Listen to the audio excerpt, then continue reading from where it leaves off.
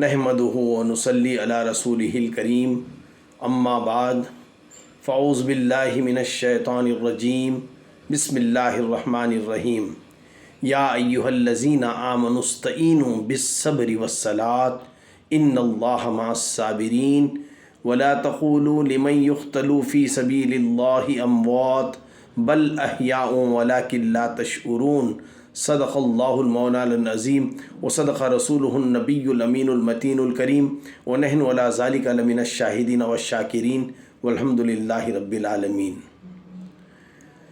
حسین جیسا شہید اعظم،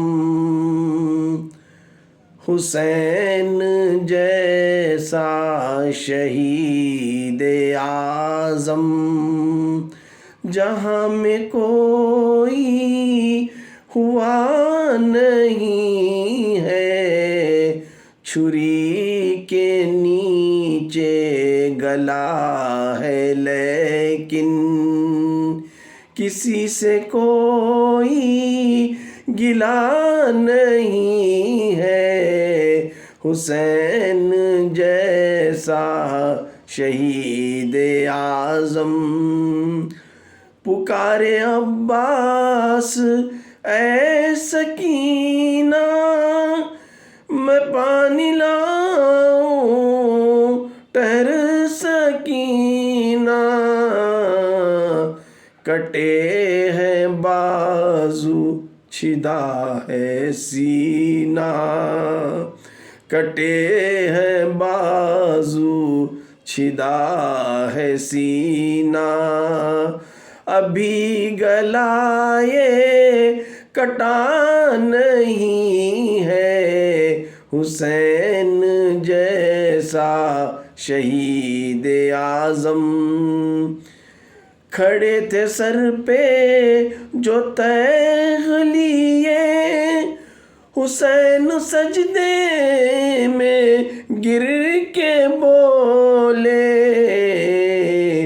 مدینے والو گواہ رہنا، زمانے والو گواہ رہنا، نماز میری قضا نہیں ہے، حسین جیسا شہید اعظم۔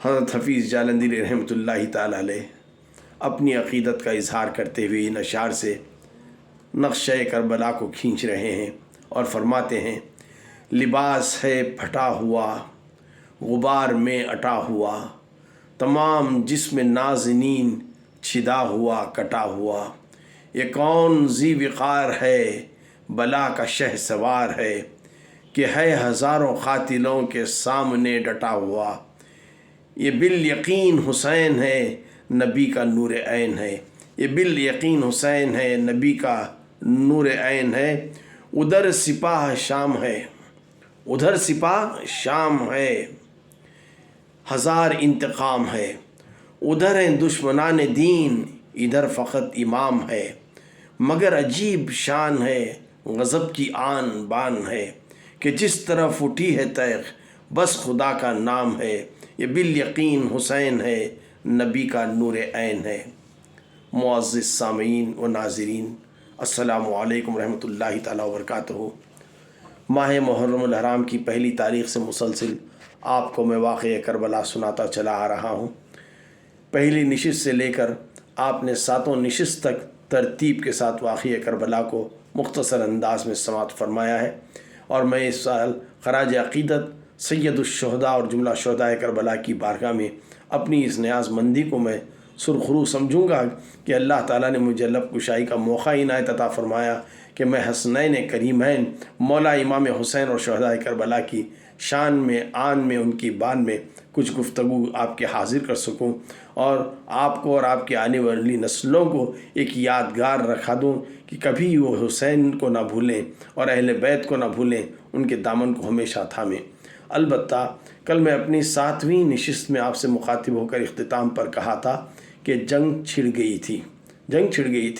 اب 10 محرم الحرام 61 ہجری جمعہ کا دن تھا، صبح نمودار ہوئی تو کیا حالات پیش آئے اس کو آگے سماعت فرماتے رہیے۔ 10 محرم الحرام یوم عاشوراء کی صبح نمودار ہو چکی تھی۔ ادھر قافلے سرکار امام حسین میں ایک جوش تھا شہادت کے جذبے کو لے کر، ادھر دشمنان اسلام تھے، اپنی حکومت کی خاطر، دنیا کے چند سکوں کی خاطر، منصب کی ہوس میں اہل بیت کے خون کے پیاسے ہو گئے تھے۔ عرب کی دستور کا مزاج آپ نے سن رکھا تھا، ایک ایک کو بھیجا جاتا تھا میدان جنگ میں، جو بھی سورما آتا آگے والے کو قتل کر دیتا تھا۔ تو اسی طرح حسینی قیام سے بھی بہت سارے احباب ایک کے بعد جاتے گئے، کئی یزیدیوں کو جہنم رسید کرتے گئے اور خود آخر میں جام شہادت نوش فرماتے گئے۔ یہ ایک یزیدی کا بیان ہے، فرماتا ہے ہم نے 72 امام کے قافلے کے لوگوں کو اتنی جلدی میں ختم کر دیا تمام کو، جتنی دیر میں ایک اونٹ کو ذبح کر کے صاف کیا جاتا تھا۔ یعنی مطلب صبح نمودار ہوئی تو ظہر سے پہلے سارے امام حسین علیہ السلام کے رفقا کو اور امام کو شہید کر دیے گئے تھے۔ شمر جو بدبخت تھا، سرکار دو عالم صلی اللہ تعالیٰ علیہ وسلم اس کی نشاندہی یہ فرمائی تھی اپنی حیات مبارکہ میں، یزید کے قافلے میں ایک ایسا سفید داغ والا کتا ہوگا جو اپنے منہ کو میرے اہل بیت کے خون سے رنگ لے گا۔ بے شک جب امام حسین نے شمر کو دیکھا تو کربلا کے میدان میں اس کے جسم پر برس کے داغ تھے، یعنی سفید داغ تھے۔ سرکار امام حسین کو وہ بات یاد آ گئی جو اپنے نانا جان کی زبانی سنا کرتے تھے، بے شک یہ وہی کتا ہے جو اپنی پیاس کو اہل بیت کے خون سے بجھائے گا۔ الغرض جنگ چھڑ گئی، ایک کے بعد دیگرے جاتے گئے۔ حضرت عباس علمبردار رضی اللہ تعالیٰ عنہ بھی شہید ہو گئے۔ حر جو پہلے یزید کے کیمپ میں تھے، اہل محبت کا دامن بھرتے ہوئے امام حسین کی طرف آ گئے اور قافلہ امام حسین کی طرف سے لڑتے ہوئے وہ بھی جام شہادت نوش فرما گئے۔ نوجوانوں میں علی اکبر ہم شبیہ مصطفیٰ صلی اللہ تعالیٰ علیہ وسلم تھے، وہ بھی شہادت کا جام پی گئے۔ بھتیجے بھانجے سبھی شہید ہو گئے۔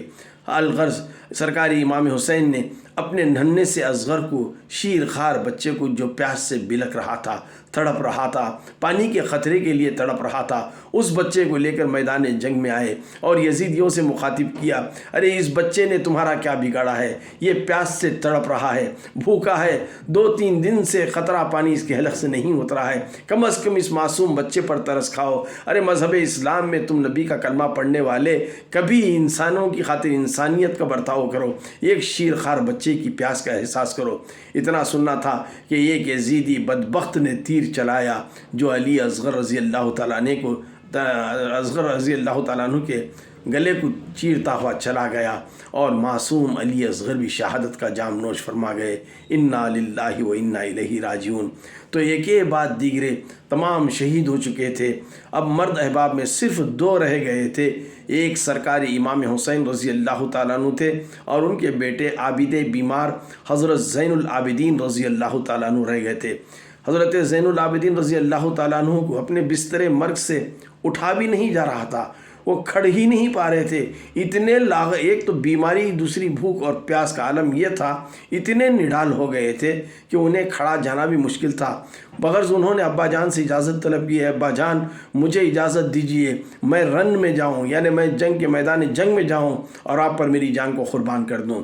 تو سرکاری امام حسین نے فرمایا، اے میری جان، ایک تم ہی تو ہو فاطمہ کے چمن کو باہر پہنچانے والے، اگر تم بھی چلے گئے بالیقین وہ میرا خون لیے بغیر نہیں رہیں گے، اگر تم بھی نہیں رہیں گے تو نسل فاطمہ ختم ہو جائے گی، لہٰذا اے عابد بیمار آپ رہ جاؤ، مستورات کا خیال رکھو اور امت کو آپ ہی کی نسل سے اہل سادات ملنا ہے صبح قیامت تک۔ تو تسلی دیتے ہوئے اب امام اپنے آپ کو تیار کر لیے۔ بیویوں کا عالم یہ تھا، چیخ رہی تھیں، پکار رہی تھیں، بلائیں لے رہی تھیں، اے امام حسین سب کو تو ہم کھو چکے ہیں، اگر آپ بھی چلے جائیں ہم سے رخصت ہو کر واپس نہ آئیں تو ہم نانا جان کو کیا منہ دکھائیں گے، یہ عالم ہمارا ہوگا۔ بہن کہہ رہی تھی بھائی کے بغیر جینا مشکل ہو گیا تھا، بیوی کہہ رہی تھی میرے سرتاج کے بغیر میرا جینا حرام ہو جائے گا، یہ کتے یزید کے ہم پر لوچ پڑیں گے، اے سرکار امام حسین ہماری لاج رکھ لیجئے، رک جائیے، کسی طرح یزیدیوں کو بنا لیجئے۔ یزید کے سرکار امام حسین نے فرمایا اے بیویو امت کی ماں ہو، یزید اب تھمنے والا نہیں ہے، وہ میرے خون کا پیاسا ہے، یا تو اس کی بیعت قبول کرنی پڑے گی یا میرے سر کو قلم کر ہونا پڑے گا، میں کبھی کسی فاسق فاجر کے ہاتھ میں اپنا ہاتھ دے نہیں سکتا، میں اپنا سر کٹانا پسند کروں گا لیکن اپنا ہاتھ یزید کے ہاتھ میں کبھی دینا گوارا نہیں کروں گا۔ الغرض سب سے وداعی سلام کرتے ہوئے، ایک تو وداعی سلام اپنے نانا جان سے کر نکل چکے تھے، امی جان سے وداعی سلام کر کے نکل چکے تھے، بھائی حسن سے وداعی سلام لے چکے تھے، اب واپس آ رہے ہیں تو بیویوں سے معصوم اور عابد بیمار کو الوداعی سلام کرتے ہوئے اب نانا کی دین کی حفاظت کے لیے میدان جنگ میں اپنے بازوؤں میں مولا حیدر کرار کی تلوار یعنی ذوالفقار کو لے کر گھوڑے پر سوار ہو کر رن کے میدان میں آتے ہیں اور اپنا تعارف کراتے ہیں۔ تعارف اسی لیے کراتے ہیں اگر میں مسلمان ہوں یہ نہیں کہے، آگے والے بھی تو مسلمان تھے، آگے والے بھی تو نمازی تھے، آگے والے بھی تو حافظ قرآن تھے، آگے والے بھی تو حج کرنے والے تھے، آگے والے بھی روزہ رکھنے والے تھے، لیکن امام نے ان تمام یزیدیوں سے مخاطب ہو کر کہا میں ابن علی ہوں، شیر خدا کا بیٹا ہوں، فاطمہ کا لخت جگر ہوں، نواسہ رسول سرکار دو عالم صلی اللہ تعالیٰ علیہ وسلم کا میں چہیتا نواسہ ہوں، ہم آل رسول ہیں۔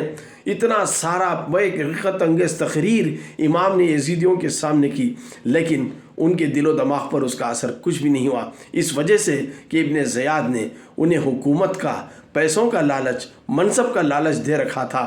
یہاں اہل بیت کا دماغ خیال سے نکل چکا تھا، یہ تو ہوس رکھے تھے اپنے پیسوں کے لیے، اپنے حکومتوں میں اقتدار کے لیے اور منصب کے لیے۔ الغرض امام نے اپنا تعارف ختم کیا تو ابن زیاد کہہ اٹھا یہ صرف بیان کرتے رہیں گے، تقریر کرتے رہیں گے تو ہم سنتے رہیں گے، یہ ہو نہیں سکتا، اب جنگ چھیڑ دو، ان پر تیروں کی بارش کر دو۔ لہٰذا ابن زیاد کا حکم پا کر انہوں نے یزیدیوں نے چاروں طرف سے امام کو گھیر لیا اور تیر چلانے شروع کر دیے، لیکن فاتح خیبر کی وہ نشانی مولائے کائنات حضرت علی رضی اللہ تعالیٰ عنہ کے لخت جگر، نور فاطمۃ الزہرا رضی اللہ تعالیٰ عنہ کے نور نظر نے اب ایسا جنگ کا میدان میں ماحول آگے بڑھتے گئے تو میمنہ اور میسرہ میں چلتے گئے، گھستے گئے تو سروں کو قلم کرتے گئے، یزیدوں کی لاشوں کو بچھاتے گئے۔ ذوالفقار کے آگے کسی کی ہمت نہیں تھی کہ کوئی بچ پا سکتا تھا۔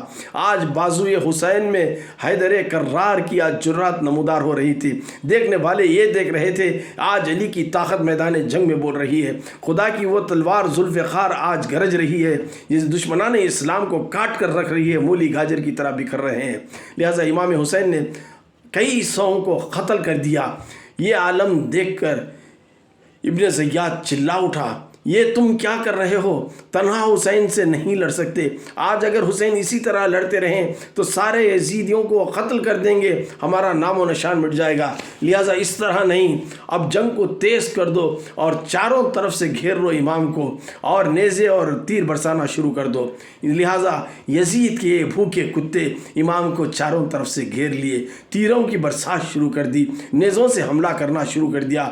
امام لڑتے رہے، ایک بہادر انسان ہزاروں کتوں کے سامنے کتنی دیر تک لڑ سکتا ہے، پھر بھی لڑتے رہے، اسلام کی آن اور شان کو بچاتے رہے۔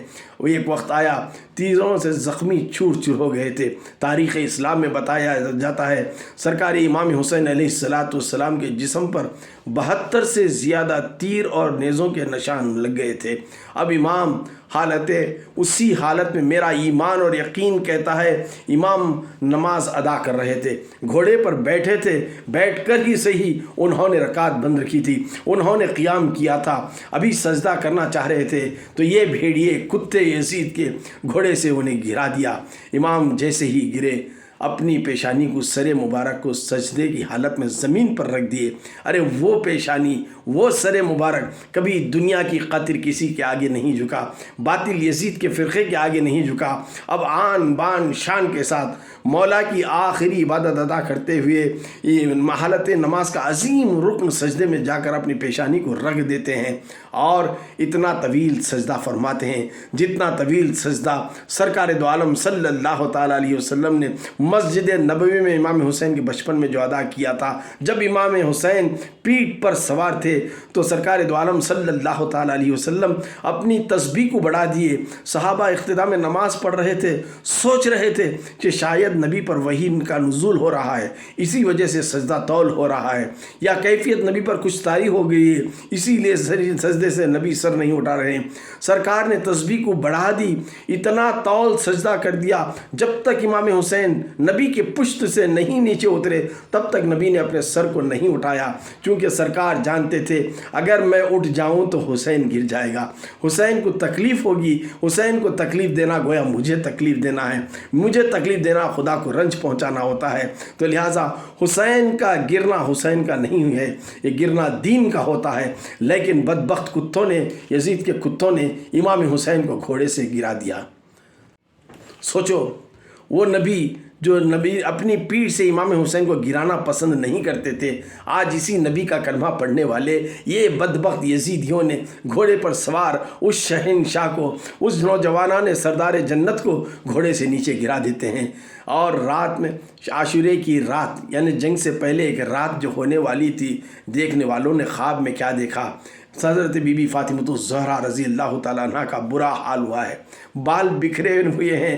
ارے وہ امت کا کوئی انسان جن کے بالوں کو نہیں دیکھا تھا، ان کے بال کبھی کھلے نہیں دیکھے تھے، دیکھنے والوں نے خواب میں دیکھا اپنے مبارک بالوں کو لے کر کربلا کی ایک سرزمین کو جھاڑ رہی ہیں، اور دیکھنے والوں نے پوچھا، اے امت کی مائیں، ہمارے ماں باپ آپ پر قربان، ہماری آل اولاد سب کچھ آپ پر قربان، یہ کیا منظر ہے، یہ کون سا مقام ہے، آپ اپنے مبارک بالوں سے اس زمین کے حصے کو صاف کر رہے ہو۔ بی بی فاطمہ الزہرا رضی اللہ تعالیٰ عنہ اپنے آنکھوں میں آنسو لے کر شدت غم سے لرزتی ترستی ہوئی آواز میں کہتے ہیں، یہ وہی جگہ ہے، کل میرا لخت جگر امام حسین گھوڑے سے نیچے گر جائے گا، کہیں اسے ایک کنکر نہ چھپ جائے، کہیں اس کنکر کے چبھنے سے اسے تکلیف نہ ہو جائے۔ یہ فاطمہ الزہرا رضی اللہ تعالیٰ عنہ کا درد تھا اپنے بیٹے کے لیے۔ امت کے یہ لوگ، کلمہ پڑھنے والے یہ لوگ گھوڑے سے نبی کے نواسے کو گرا رہے ہیں۔ ایسے میں انسانیت تو مر چکی تھی، صرف نام کے مسلمان رہ گئے تھے، ہوس کی خاطر کے انسان تھے۔ الغرض امام حسین علیہ السلام سجدے میں چلے گئے، اور سجدہ اتنا طول کر دیا، اتنا طول کر دیا جتنا سجدہ نبی نے اس وقت کیا تھا۔ تو لہٰذا پھر آگے جب چلتے ہیں تو اب ابن زیاد حکم دیتا ہے، اگر امام سجدے سے سر اٹھا لیں تو پھر ہماری خیر نہیں ہے، یہی موقع غنیمت جانو اور سر کو تن سے جدا کر دو۔ تو یزید کے کتوں نے حکم پا کر سر مبارک کو تن سے جدا کر دیا، اور سرکار امام حسین شہادت کا جام نوش فرما گئے۔ انا للہ و انا الیہ راجعون۔ ذرا سوچو کیا عالم ہوگا، خیمے میں بیویوں کا کیا عالم ہوگا، عورتوں کا کیا عالم ہوگا، معصوم بچیوں کا کیا عالم ہوا ہوگا، زینب کا حال کیا ہوا ہوگا، ام کلثوم کا حال کیا ہوگا۔ اور دیکھیے سب کی ہمت تھی امام حسین، آج وہ ہمت تھی ٹوٹ گئی تو سب بکھر گئے، سب اتنے رنجیدہ ہو گئے کہ اپنی آوازوں کو سسکتی ہوئی آوازیں بھی ڈوب گئی۔ کربلا کا وہ نقشہ کوئی بھول نہیں جاتا تھا۔ اب یزیدیوں نے اعلان کر دیا، جنگ بجا دیا، ڈھول بجا دیا کہ آج جنگ ہو گئی، امام حسین کو ہم نے ختم کر دیا۔ یہی نہیں، نیزوں پر سر مبارک کو اٹھا لیا گیا، حضرت عباس کے سر مبارک کو نیزے سے اوپر اٹھایا گیا، حضرت قاسم کے سر مبارک کو نیزے پر لیا گیا، حضرت علی اکبر کے سر مبارک کو نیزے پر لیا گیا، اور سرکار امام حسین رضی اللہ تعالیٰ عنہ اور دیگر اہل بیت کے جتنے بھی نوجوانان سرداران تھے، نام لیوا سب تھے، سب کے سروں کو نیزوں پر بلند کر دیا۔ تو تاریخ کربلا کا میدان بھی بتا رہا تھا، ارے شہید وہ ہوتا ہے جسم سے اگر سر کٹ بھی جائے تو یزیدیوں کے سروں سے بھی بلند ہوتا ہے۔ ارے وہ سر جو خدا کی بارگاہ میں جھکتا ہے، ہمیشہ سر بلند رہتا ہے، کبھی جھکتا نہیں ہے۔ سر کٹ سکتا ہے، سر کبھی نیچا نہیں ہو سکتا، کبھی کسی کے آگے جھک نہیں سکتا۔ یہی امام حسین نے ہمیں میدان کربلا میں پیغام دیا، باطل کے آگے اپنے سر کو کبھی نہیں جھکانا، باطل کا مقابلہ ہمت سے کرنا، صبر سے کرنا، ہمیشہ سر بلند رہو گے، کامیابی تمہاری قدم چومتی رہے گی۔ لہٰذا اپنی مقدس پیشانی کو انہوں نے سوائے خدا کی بارگاہ میں جھکانے کے کہیں اور نہیں جھکایا۔ اب امام کا عالم یہ تھا، بس یہی نہیں، یہ سارے سروں کو لے کر ایک جشن کی طرح مناتے رہے، حتیٰ کہ یہ تاریخ میں لکھا گیا ہے کہ سروں کو تن سے جدا کرنے کے بعد اہل بیت کے جسم پر گھوڑے دوڑائے گئے۔ اللہ اکبر! ذرا سوچو، آج ہمارے ایک جسم کے کسی حصے پر کوئی ایک وہیکل، ایک ٹائر چلا جاتا ہے تو کتنا درد محسوس ہوتا ہے، اور اہل بیت کے ان مقدس جسدوں پر گھوڑوں کی ٹاپوں سے دوڑایا گیا۔ اللہ اکبر! کتنے بدبخت اور ظالم تھے۔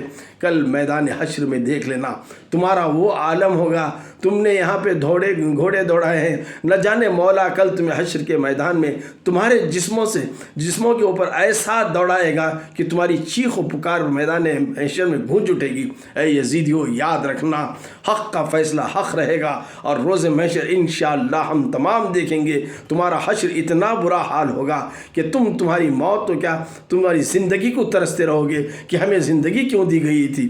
تو لہٰذا یہ علی اصغر، اب یہاں پر ہوا ایسا کہ یہ تو سر مبارکوں کو سب لے کر اب یہاں سے بیویوں کو قید کر کے وہاں سے چلے گئے، اور کربلا کے میدان سے قریب ایک مقام تھا غادریہ جس کا نام تھا، وہاں قبیلے بنی سعد کے لوگ رہا کرتے تھے۔ قبیلے بنی سعد لوگوں کو پتہ چلا کہ اہل بیت کی شہادت ہو چکی ہے، تو دوڑے میدان کربلا میں پہنچے، کٹے ہوئے سروں کے لاشوں کو دیکھا، امام کی لاش کو پہچان لیا، معصوم اصغر کو پہچان لیا، یہ قبر کھودی اور امام کی لاش کو اور علی اصغر کی لاش کو اسی قبر میں رکھ دیا۔ حضرت عباس کی پہچان ہو گئی، علم بازو میں پڑا ہوا تھا، بازو وہاں کٹے ہوئے تھے، لیکن حضرت عباس کا مزار تھوڑی دوری میں بنا دیا گیا۔ باقی کے جتنے بھی اہل بیت کے شہداء کرام تھے، سب کو ایک قبروں میں انہوں نے دفن کر دیا۔ تو سوچو، بدبخت ظالم ابن زیاد اپنے قافلے میں جہنم رسید ہونے والوں کو کفنایا اور دفنایا، اور اہل بیت کے لوگوں کے جسدوں کو اسی طرح چھوڑ دیا۔ کتنا بدبخت ہوگا۔ ارے آج ایک دشمن، کسی مسلمان کا ایک دشمن ہوتا ہے تو موت وہاں پہ حاضر ہوتا ہے، اس کے جنازے پر حاضر ہوتا ہے، اسے کھاندہ دیتا ہے، ادب سے اسے قبر میں اتارتا ہے۔ یہ مذہب اسلام ہے، ہمارا تعلیم دیتا ہے۔ تو یزید کے کتے اس طرح اہل بیت کے گھرانوں سے اتنی دردناک ایسی چیزیں اظہار آسانی کے کیے کہ صبح قیامت تک ان کی دشمنی کو یاد رکھا جائے گا اور حسین کا تذکرہ کرتا جائے گا۔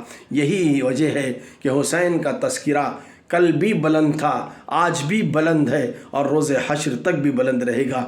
یزید کل بھی فاسق فاجر تھا، آج بھی اسے فاسق فاجر کر کے ملامت اس پر بھیجی جاتی ہے، اور روز محشر جہنم میں اس کا برا حال ہو جائے گا۔ اس حق اور باطل کی جنگ میں ہم جس نام کا نعرہ لیتے ہیں، انشاءاللہ ہماری آخری سانسوں تک ہم مولا حسین کا نعرہ لیتے رہیں گے۔ یہ حق اور باطل کی جنگ تھی۔ چند ظالم علماء، اپنے آپ کو کہنے والے، دین سے بہک جانے والے، اہل بیت کا بغض اپنے سینے میں رکھنے والے، یہ کہتے ہیں امام حسین اقتدار کے لیے جنگ لڑے تھے۔ ارے جاہلو، اقتدار کے لیے جنگ لڑنے والے یزید کے کتے تھے۔ منصب کی ہوس میں، حکومت کی ہوس میں، پیسوں کی لالچ میں انہوں نے لڑا تھا، لیکن سرکار امام حسین نے دین مصطفیٰ کی آن اور شان کو بچانے کے لیے یہاں پہ اپنے اہل بیت کے ساتھ قربان ہو گئے تھے۔ وہاں حافظ قرآن تھے تو یہاں محافظ قرآن تھے، قرآن کی حفاظت کرنے والے تھے۔ وہ تو صرف قرآن کو حفظ کیے ہوں گے، لیکن یہاں محافظ تھے۔ تو کل قیامت میں انشاءاللہ ہم دیکھیں گے کہ ہم حسین کے جھنڈے کے نیچے رہیں گے، اور اے بدبخت یزید کے کتوں، تم یزید کے جھنڈے کے نیچے رہو گے اور جہنم میں جھلستے ہوئے نظر آؤ گے۔ یہ اب اس کے بعد پھر معاملہ ایسا ہوا کہ اب بیویوں کو قید کر لیا گیا، ان کے سروں سے چادروں کو نکال دیا گیا۔ ارے جن کے بال امت کے لوگ نہیں دیکھا کرتے تھے ان کے سروں کو ننگا کر دیا گیا۔ بیویاں اپنے چہروں کو اپنے بالوں سے چھپا لیے تھیں، نظر پردہ کر رہی تھی اپنے بالوں سے، سر کا پردہ بھی چھن گیا تھا، ہاتھوں کو پیچھے باندھ دیا گیا تھا رسی سے، اور عابد بیمار کو زنجیروں میں جکڑ دیا گیا تھا۔ صبح یہ قافلہ نکلا یہاں کربلا سے، اب کوفہ کی طرف نکل چکا تھا، صبح کو شام ہو گئی تھی، کوفہ کی جانب جا رہے تھے۔ ایک عجیب منظر، مقام مقام پر انہیں رکنا پڑا تھا، اب کربلا سے کوفہ جانا، پھر کوفہ سے ملک شام جانا، اور آخر تخت پائے تخت دمشق یزید کے آگے ان تمام کو لے کر حاضر ہونا۔ یہ ابن زیاد کا پلان تھا۔ لیکن یہاں تاریخ کا ایک اور رخ میں آپ کے سامنے پیش کرتا ہوں، سوچیں گے کہ کیا ہوتا ہے۔ سیدتنا فاطمۃ الزہرا رضی اللہ تعالیٰ عنہ نے اپنے والد جناب محمد رسول اللہ صلی اللہ تعالیٰ علیہ وسلم سے اجازت لے کر ایک کنیز کو اپنے گھر میں رکھ لیے تھے، جن کا نام تھا ہمارے بی بی شیرین۔ بی بی شیرین یہ کنیز تھیں، حضرت فاطمۃ الزہرا رضی اللہ تعالیٰ عنہ کی خدمت کرتی تھیں، اور امام حسن اور امام حسین دونوں بالکل شیرخوار بچے تھے، کام کاج کیا کرتی تھی، بڑی محنت تھی، ہاتھ بٹاتی تھی۔ لیکن جب یہ تھوڑا بڑھاپے میں قدم رکھنے لگیں تو امام حسین اور امام حسن بھی تھوڑا بڑے ہو چکے تھے۔ امی جان سے کہا، امی جان ہمیں شرم آتی ہے کہ ایک بڑی مائی کے ساتھ ہم اپنے کام کرائیں، یہ ہمیں گوارا نہیں دیتا، آپ ایسا کر دو، انہیں سبق دوش کر دو، انہیں اسے ریٹائر کر دو۔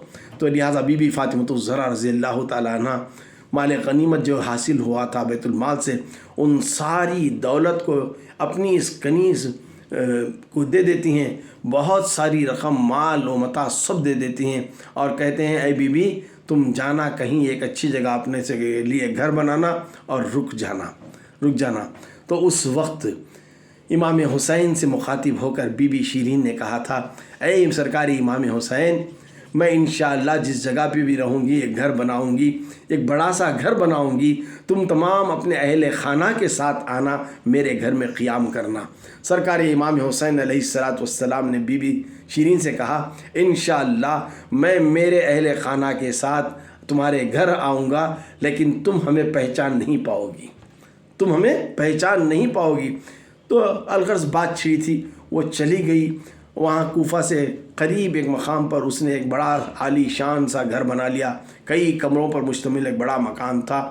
چلی گئی، مدت سے انتظار کر رہی تھی کہ نواسہ رسول نے وعدہ کیا ہے ایک دن وہ ضرور آئیں گے، اپنے اہل خانہ کے ساتھ آئیں گے، میرے گھر میں مہمان بن کر رہیں گے، میں ان کی میزبان مہمان نوازی کر کے رہوں گی، بہت خدمت ان کی ہے، ان لالوں کی، نبی کے گھرانے کی خدمت کرنا میرے لیے بڑی سعادت مندی ہوگی۔ تو بی بی شیرین یہ کہتے ہوئے کوفہ کے قریب آئے، ایک مقام پر اچھا سا گھر تیار کیا اور رہنے لگی، اور صبح شام انتظار کرنے لگی۔ لیکن 10ویں محرم 61 ہجری عاشورہ کا دن تھا، شام ڈھلنے لگی تو چند لوگوں کی آوازیں پیدا ہو گئی کہ ابن زیاد کا قافلہ ایسے غداروں کو لے کر آ رہا ہے جن کے سروں کو کاٹ دیا گیا ہے، جو یزید کی حکومت کے خلاف بغاوت کر چکے تھے۔ تو بی بی شیرین پریشان ہو گئیں، کون وہ لوگ ہوں گے جو یزید کے خلاف بغاوت کی ہوں گے، کن کن کو قتل کیا ہوگا، کچھ خبر نہیں تھی۔ اب چونکہ مغرب کا وقت ہو چکا تھا، اندھیرا چھا گیا تھا، ابن زیاد کے لوگوں نے بی بی شیرین کا گھر بڑا پا کر وہیں رک گئے اور اطلاع بھیجی کہ ہم ایک رات یہاں پر قیام کر لیں گے، پھر صبح ہم یہاں سے کوفہ چلے جائیں گے۔ بی بی شیرین نے ٹھیک ہے اجازت دے دی۔ اب ابن زیاد اپنے ساتھیوں کے ساتھ کمروں میں رہ گیا، اور یہ جو امت کی مائیں تھیں جو اپنے چہروں کو اپنے بالوں سے چھپائی ہوئی تھیں، کوئی پہچان نہیں پا رہے تھے، وہ رہ گئے تھے علیحدہ، اور نیزوں پر سر بلند تھے، گرد و غبار ان کے چہروں پر ایسا پڑا ہوا تھا کہ انہیں کوئی پہچان نہیں پا رہا تھا۔ الغرض کھانا وغیرہ تیار کر کے بی بی شیرین نے سپاہیوں کو کھلا دیا، مہمان تھے، سپاہیوں کو کھلا دیا اور سب کو کھلا دیا۔ ارے اپنا اور غیر نہیں دیکھا کرتے تھے۔ ایک بات یہاں رک کر ایک بات ذہن میں آ رہی ہے، آپ کو میں خلاصہ کر دوں۔ جب امام زین العابدین رضی اللہ تعالیٰ عنہ واپس اپنے مقام پر آ گئے تو اپنے آبا و اجداد کے ایصال ثواب کے لیے لنگر لٹا رہے تھے، تو ایک لنگر لینے والا انسان اپنے چہرے کو ایک چادر سے چھپا کر لنگر لے رہا تھا۔ लेते लेते उसने इमाम ज़ैनुल आबिदीन से पूछा, اے امام زین العابدین کیا تم نے مجھے پہچانا؟ تو سرکار امام زین العابدین رضی اللہ تعالیٰ عنہ فرماتے ہیں، ہاں بے شک میں نے تجھے پہچانا، اچھا بتاؤ میں کون ہوں؟ تو امام زین العابدین رضی اللہ تعالیٰ عنہ فرماتے ہیں، تو وہی بدبخت ہے جس نے میرے باپ کو میدان کربلا میں شہید کر دیا تھا۔ ہاں اتنا جان کر بھی تم مجھے لنگر دے رہے ہو؟ تو اسی وقت امام زین العابدین نے کہا، یہ میرے گھر کا اصول ہے، وہ تیرے گھر کا اصول تھا، یہ میرے گھر کا اصول ہے، مانگنے والے کو کبھی یہ گھرانہ خالی نہیں بھیجتا، تو لہٰذا یہ میرے گھر کا اصول ہے۔ تو لہٰذا اسی قبیلے میں کنیز بنی ہوئی بی بی شیرین اسی نقش قدم پر چلتے ہوئے، چاہے وہ غدار تھے کیا تھے پتہ نہیں تھا اسے، پھر بھی کھانا وغیرہ کا اہتمام کیا، مہمان نوازی کی، اور جب کھانے کو لے کر اب اسیران کربلا عورتوں کی طرف جب چلیں تو پوچھیں کہ آپ کون ہو؟ آپ کون ہو؟ یہ نیزے پر کس کا اثر ہو؟ جب بی بی سکینہ کے آگے کھانا پیش کیا گیا تو بی بی سکینہ کے منہ سے ایک چیخ نکل گئی، یا حسین! یہ سننا تھا کہ بی بی شیرین کو ایک چکر سا آ گیا، سوچیں ارے امام حسین کا نعرہ لینے والی ہے، نام لینے والی ہے، کون ہے؟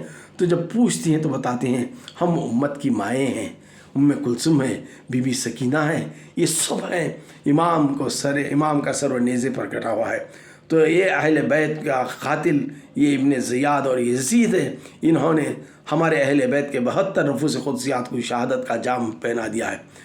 تو ایک چیخ مار کر بی بی سکینہ غش میں آ کر گر جاتی ہے، رات بھر بے ہوش ہوتی ہے، صبح جب جگانے کی کوشش کرتی ہیں تو کیا دیکھتے ہیں کہ وہ ٹھنڈی ہو چکی ہوتی ہیں، ان کی روح پرواز کر گئی تھی۔ ارے وہ بی بی سکینہ کی، وہ بی بی فاطمہ الزہرا رضی اللہ تعالیٰ عنہ کی کنیز جو اپنے اہل بیت کے لوگوں کو اس حالت میں دیکھ کر اپنی زندگی گنوا بیٹھی تھی، آج ہم کیسے ظالم لوگ ہیں، اس واقعہ کربلا کو سن کر اپنے آنکھوں سے 2 آنسو بھی نہیں ٹپکا رہے ہیں، کہیں کم یزیدی بھی نہیں ہو گئے۔ ارے یہ حسین کے چاہنے والوں، حسین کے ماننے والوں، یاد کرو سانحہ کربلا کو، اپنی اولاد کے ذہنوں میں اس چیز کو ڈالو، بے شک حسین کی یاد میں رونا بھی ایک عبادت ہے، رونا بھی ایک عبادت ہے۔ اسیران کربلا کا غم بے شک ہمیں ہے، ان کی شہادت پر فخر ہمیں ہے، اہل بیت کے لوگوں کی شہادت پر فخر ہے، لیکن جس طرح سے بھوکے پیاسے انہیں شہید کیا گیا اس کا غم ہمارے سینوں میں موجود ہے، اور صبح قیامت تک اس غم کو ہم اپنے آنے والی نسل کے سینوں میں پیوست کر کے رہیں گے، اور امام حسین کے حامی بن کر رہیں گے، اور انشاءاللہ روز محشر کل ان کے جھنڈے کے تلے رہیں گے۔ الغرض پھر صبح ہوئی تو قافلہ وہاں سے چلا، اور ملک شام میں شام ہوئی تو دوسرے دن کی شام ہوئی تھی، تو ایک چرچ میں پادری کے پاس اجازت لے کر ٹھہر گئے، اور سر مبارک امام حسین کا اس چرچ کے ایک پتھر تھا وہاں پہ اونچائی پر رکھ دیا گیا۔ کیا دیکھتے ہیں کہ رات میں سب سو گئے ہیں، لیکن اس چرچ کا پادری یعنی فادر جو ہوتا ہے بڑی اچھی خوش الحانی سے قرآن کی تلاوت کی آواز آ رہی ہے، اس نے اندھیرے میں سب کو ٹٹولا کہ کون ہے اتنی خوش الحانی سے قرآن کی تلاوت کر رہا ہے۔ جب بغور ہر ایک کو دیکھا تو کوئی پڑھتا ہوا نظر نہیں آیا۔ الغرض اس سر مبارک کی طرف پہنچا تو بے شک لب جنبش کر رہے تھے، امام حسین علیہ السلام کے لب جنبش کر رہے تھے اور قرآن کی تلاوت کر رہے تھے۔ اس نے اپنا مذہب بدل دیا یہ منظر کو دیکھ کر، اور وہ بھی دائرہ اسلام میں داخل ہو گیا۔ میں نے ملک شام میں اس مقام کی زیارت کی ہے، اس مقام پتھر، اس مقام کو دیکھا ہوں جہاں پر سر مبارک مولا حسین کو رکھا گیا تھا۔ آج بھی ایسا لگتا ہے کہ خون تر و تازہ ہے، خون تر و تازہ ہے۔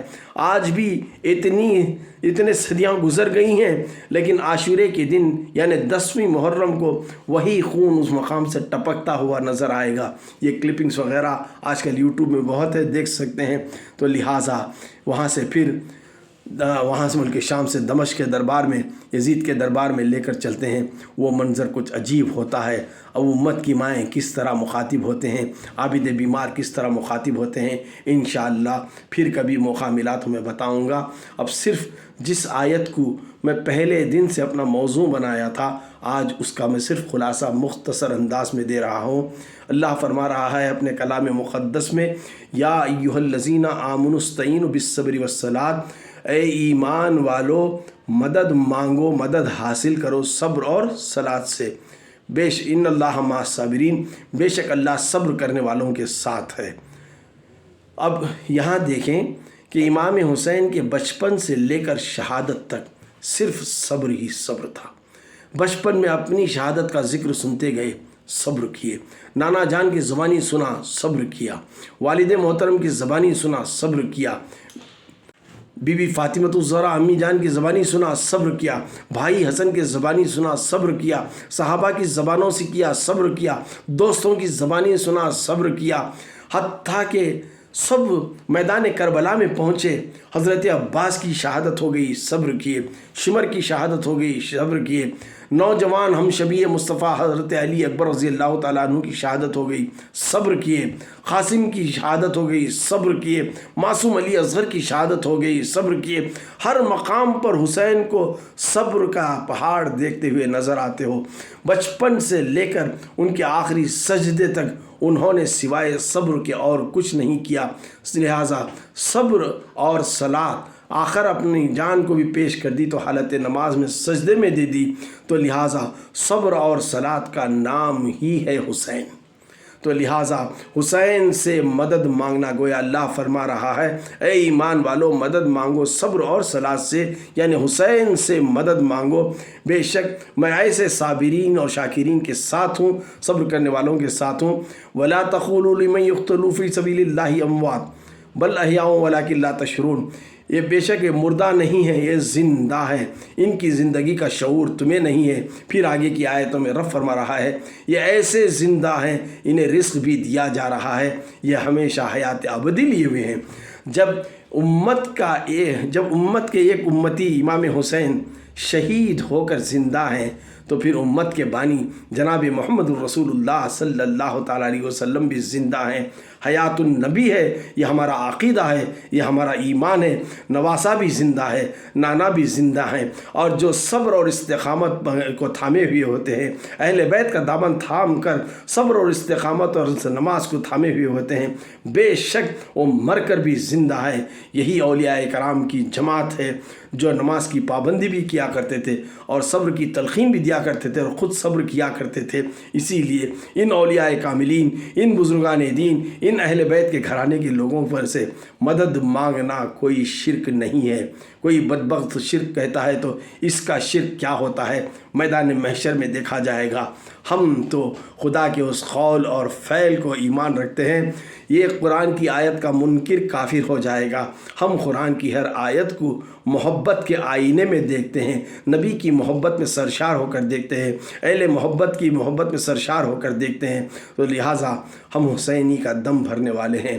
مولا تعالیٰ اس ناچیز کو، کم عقل کو جتنا بھی علم دیا تھا اپنے بزرگوں کی صحبت سے جو حاصل ہوا تھا، مسلسل 8 دن سے آپ کو میں سناتا چلا آ رہا ہوں، کہیں میرے کہنے میں یا آپ کے سننے میں کہیں کچھ غلطی کوتاہی ہو گئی ہے یا بے ادبی ہو گئی ہے تو میں اللہ تعالیٰ کی بارگاہ میں صدق دل سے توبہ و استغفار کرتا ہوں۔